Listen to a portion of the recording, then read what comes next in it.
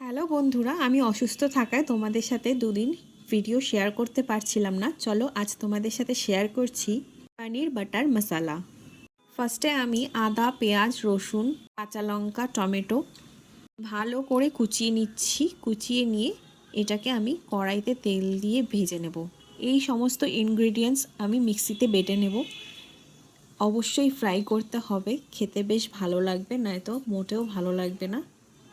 সাথে আমি পনিরটাকেও ভেজে নিয়েছি। এবার আমি সোমবার দিচ্ছি গরম তেলে জিরে আর তেজপাতা। তারপর আমি যে মিক্সিতে পেস্টটা করে রেখেছিলাম সেই পেস্টটা গরম তেলে দিয়ে দেব। তেল গরম না হলে কিন্তু কখনোই মশলা কষানো যাবে না, তাহলে তেলের একটা কাঁচা গন্ধ করবে।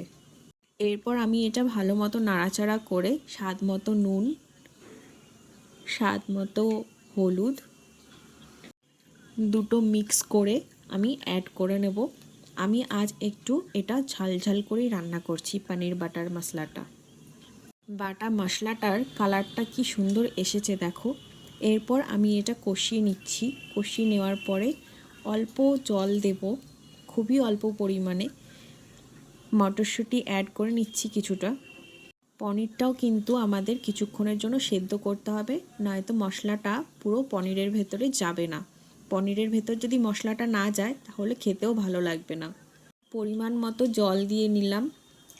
যতক্ষণ না ফুটে আসছে ততক্ষণ আমাদের ওয়েট করতে হবে। এরপর যখন ফুটে আসবে তখন কিন্তু আমরা পনিরগুলো ছেড়ে দিচ্ছি। ফ্রাই করা পনিরগুলো ছেড়ে দিলাম।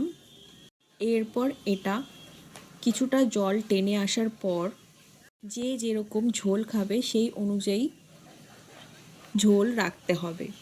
এবার আমরা অ্যাড করলাম হালকা চিনি। এটা যে যার নিজের স্বাদ অনুযায়ী অ্যাড করতে পারে। ভাজা জিরের গুঁড়ো, গরম মশলার গুঁড়ো অ্যাড করে নিচ্ছি। আমি কিন্তু বাড়িতেই এগুলো বানিয়ে রেখে দিই একবারে। চলো রেডি পনির বাটার মশলা। এটা কিন্তু গরম পরোটা হোক বা লুচি হোক দারুণ যায় কিন্তু। কিছু ছবি তোমাদের সাথে শেয়ার করে নিলাম। চলো আজকের জন্য বাই। যদি ভিডিওটা ভালো লাগে লাইক, কমেন্ট, শেয়ার করতে ভুলো না যেন বন্ধুরা।